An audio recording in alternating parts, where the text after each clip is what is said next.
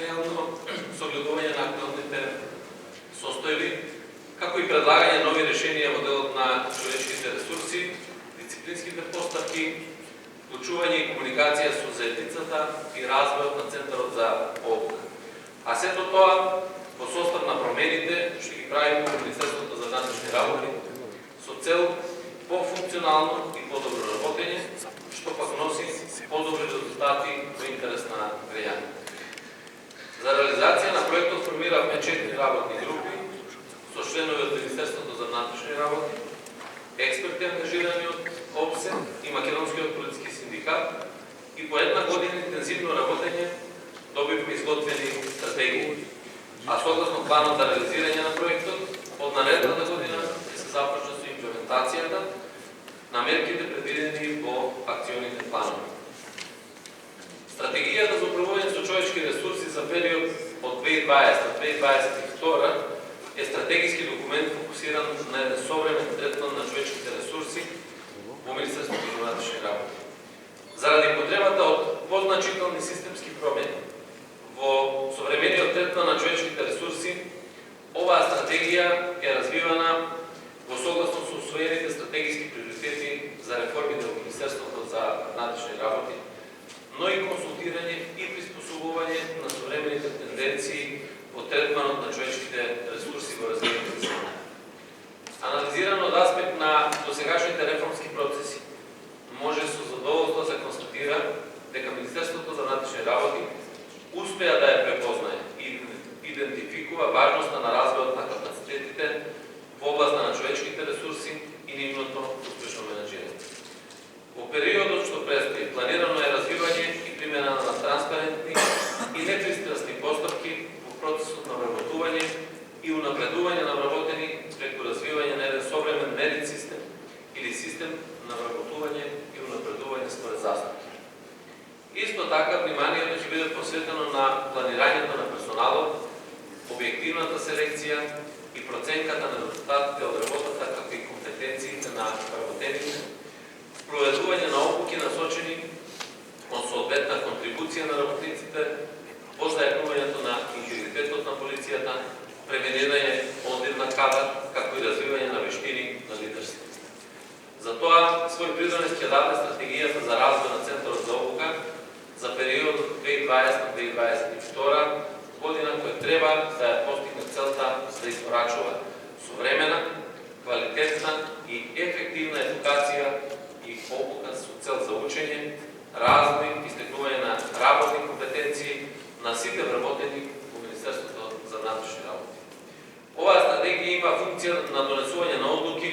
кои ќе ја водат организацијата кон посакуваната цел и визија, а таа е Центарот за обука да е клучен носител на системот на сите обуки во Министерството за внатрешни работи, при тоа да биде препознаен како регионален центар со современ стил на реализација на обуки, засновани врз компетенции, комплетно екипиран со сертификувани обучувачи, со современа внатрешна структура, комплетно опремен и дигитализиран, со најмодерни услови за работа и за обука.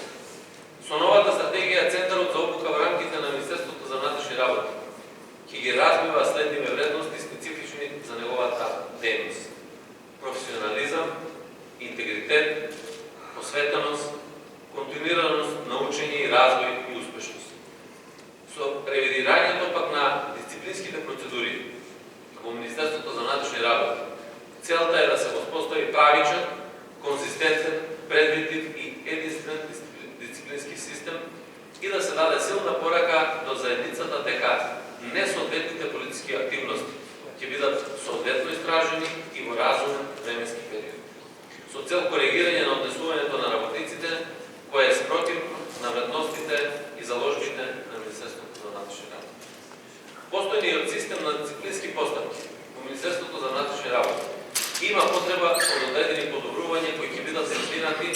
со сетот на препораки предложени од работната група.